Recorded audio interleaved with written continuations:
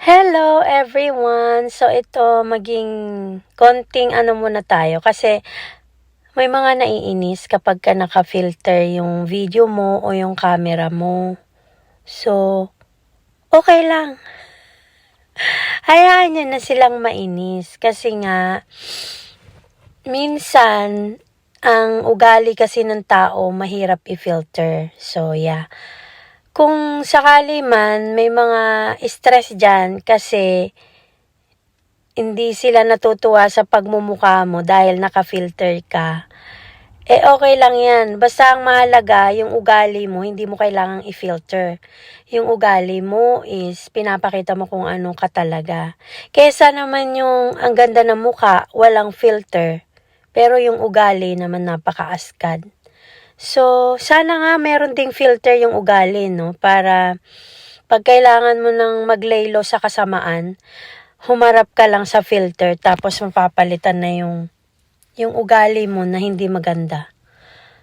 Pero kung yung mukha na-filter, hayaan mo na.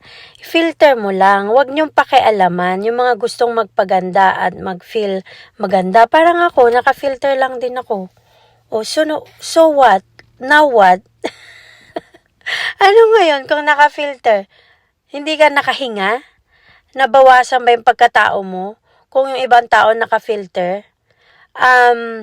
Like, hindi ka na ba makausad sa buhay mo kung yung iba naka-filter yung kanilang video or pictures? Hindi naman, 'di ba? So, hayaan mo lang. Ang gawin mo, i-try mong i-filter yung ugali mo. Ano 'yon?